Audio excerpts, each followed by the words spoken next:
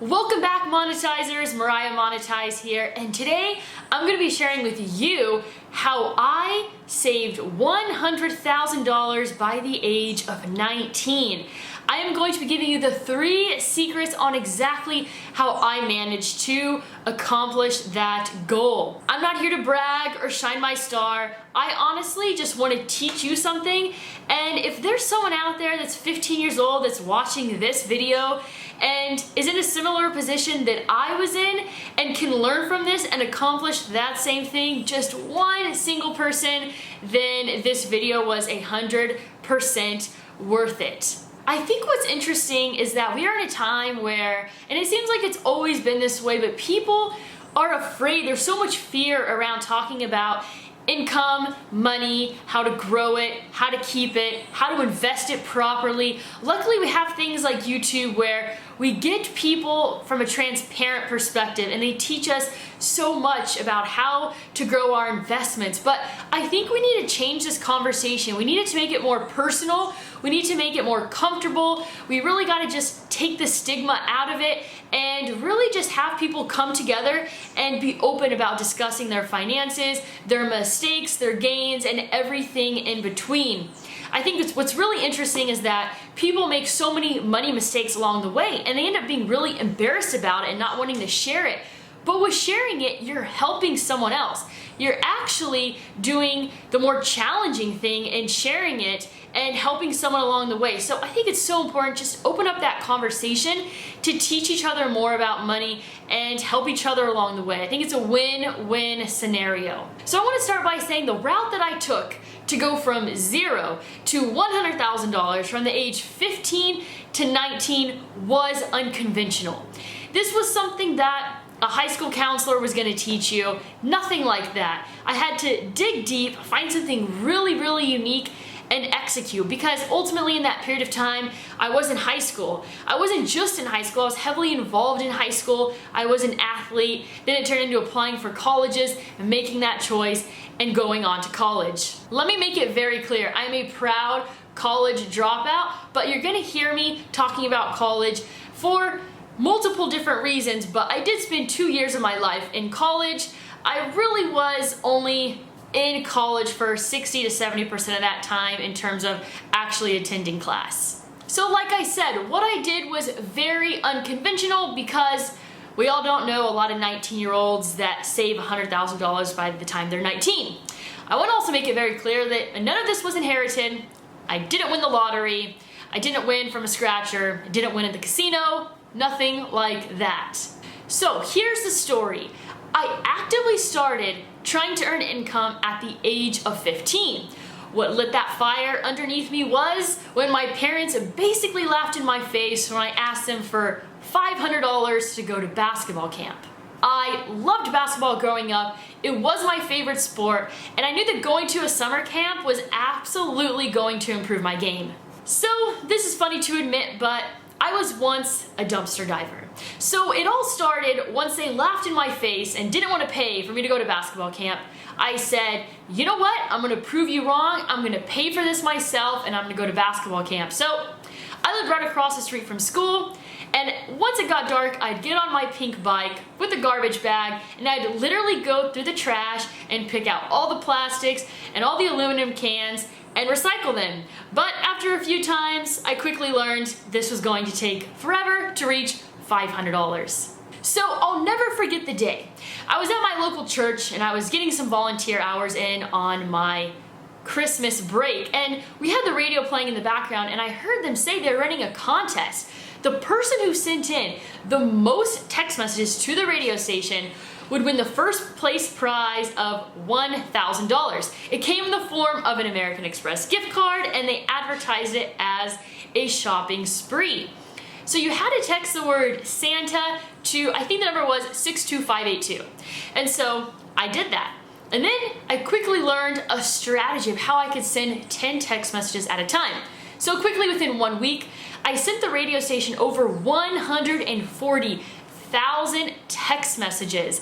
I crushed the competition, and I actually beat second place by 50,000. They had somewhere in the $90,000 range. And it was okay, they still won something. Basically, the top 10 texters won all sorts of different prizes, but I myself got first place and won that $1,000 American Express gift card. And as a 15-year-old, it felt like I had just won the world. I will never forget going to the mall after picking up those gift cards and just having bags and bags of clothes. It was a pretty epic experience. And of course, I used the rest of the money to go to basketball camp. Yes, I made it to basketball camp at St. Mary's College in Moraga, California. So then I started winning all sorts of things on the radio station. It was after winning just one time that I knew I had the possibility to win as much as I wanted to. The next month, I wanted tickets to the Grammys. And months later, I was winning things like Prada sunglasses, Juicy Couture purses, American Express gift cards for hundreds of dollars. It was sometimes $500 or $250, and this was month after month after month. I would win concert tickets, tickets to theme parks like Disneyland, water parks, local fairs, festivals. I even won a Taylor Swift signed guitar. I won backstage passes. You name it, I won it. I was having the most epic experiences as a high schooler. So anytime that I won something that I could sell, I took the opportunity to do that. So then I moved on to online sweepstakes. Here I was entering to win cars, cash, trips, electronics, things like free gas for a year, free Oreos for a year, free taquitos for a year. You name it, I basically won it, except a house. That's still on my list. So some of the biggest things I won when it came to online sweepstakes was cars. I actually won 4 cars from online sweepstakes, and overall I've won 5 cars, the 5th car being on The Price is Right. So every single time I won a new car, I sold it. And if I had the option to take it in the form of the check, I always chose that. I ended up keeping the 5th car that I won on The Price is Right, mainly because I needed an economical car. It was a Fiat 500, and honestly, I had been dreaming of winning a car on The Price is Right since I was in the 3rd grade, and it was kind of like that thing that I just couldn't get rid of. I just couldn't bring myself to selling it. I'll never forget the first big thing I won on a sweepstakes. It was $13,500. I remember calling my mom that day and saying, "Mom, you will never guess what I won." And she said, "Did you finally win an iPad?" And I said, "Nope, I just won $13,500. And that was one of the greatest days ever. I went on to eventually investing that money into the stock market. I got to take trips, like go to a Cowboys game. I got to go to New York. I got to go to every concert you could possibly think of, backstage passes, sit in the front row. I won $10,000 multiple times. And the things that weren't money, I would always sell. I sold the cars, I had to take the trips, I sold the electronics, sometimes I would sell the gift cards, but when you win free gas for a year, you don't need to sell it, you just gotta use it. That period in my life was quite epic. It was pretty crazy because it got to the point where every time I'd win something, I would just drop to my knees and have a deep sense of gratitude because it was just the payday that didn't have to come, but I was always overwhelmingly grateful when it did come. So here are the 3 secrets. Here are the 3 secrets of how I not only earned that money, but saved and kept that money. So I kept my expenses extremely low. I was literally driving a 1993 Toyota Camry, and instead of keeping that brand new car that I won, I knew that it was in my best financial interest to sell that brand new car and just keep the car that I was driving. My insurance would be less, and I could obviously save the money that I gained from the car. And in these cases, I had to pay taxes on these, so the value of the car went down as income. So I needed to put aside about 25% for taxes alone. I kept my expenses low in terms of housing. My parents let me live at home, so that's exactly what I did. I didn't eat out much. I would always bring a packed lunch when I was still in school, specifically college, and I even kept my college expenses very low. I went to a local college, I lived at home, I still was crazy entering every single scholarship that I could possibly think of. I got enough grants and scholarships to pay absolutely zero money for college, and on top of it, I got money back to pay for other college expenses.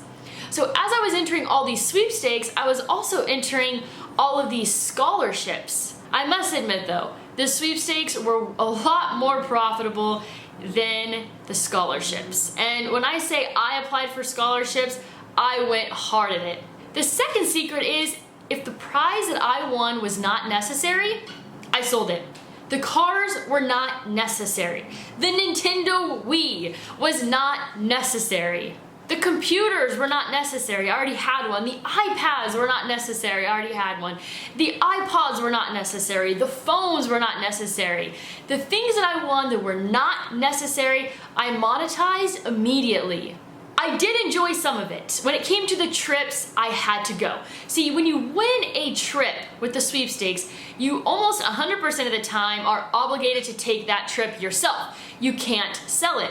So I was able to take advantage of the trips. I got to walk the red carpet of the Grammys. I had epic experiences. I got to experience amazing concerts, sometimes backstage, sometimes in the front row. So it wasn't like I was depriving myself of these experiences. The things that I could monetize simply I did, and I took advantage of the opportunities when it came to really epic experiences. The number 3 secret is I partnered with other people on sweepstakes and contests. Typically only one person can enter and only one person can win. But for example, if I saw a great opportunity when it came to a sweepstakes, let's say it was singing. I personally have zero music talent, but I would call up the person I knew that had the best singing voice. I would help them enter that contest. I would help them win because I already had experience, and they knew that if they partnered with me, they'd have a much better chance of winning. So it was really cool to create that win-win scenario and help people win great prizes, open up their minds and their worlds to the opportunity and advantages of contests and sweepstaking, but also get a kickback because I was bringing a ton of knowledge and a ton of value to the scenario. So there it is. I sold the cars, I sold the electronics, I saved the cash prizes that I won, and at the end of the day, I was able to save $100,000 by the age of 19. If you want to know what I did with that $100,000, go ahead and leave a comment below, and I can make a follow-up video on exactly what I did with that money. If you want to know, and you can know exactly what I did with that money. If you want to learn more about sweepstaking, the tips and the tricks that I have, and how to get started with sweepstaking, let me know. Also, go ahead and leave a comment about that below, and I may just do a series on sweepstaking. If you enjoyed this video, share it with a friend, give it the thumbs up button. Don't forget to subscribe so you don't miss my future videos that just may be the secret that you need to get started on sweepstaking. So, that's all I have for you today. As always, go out there and create a portfolio that you love.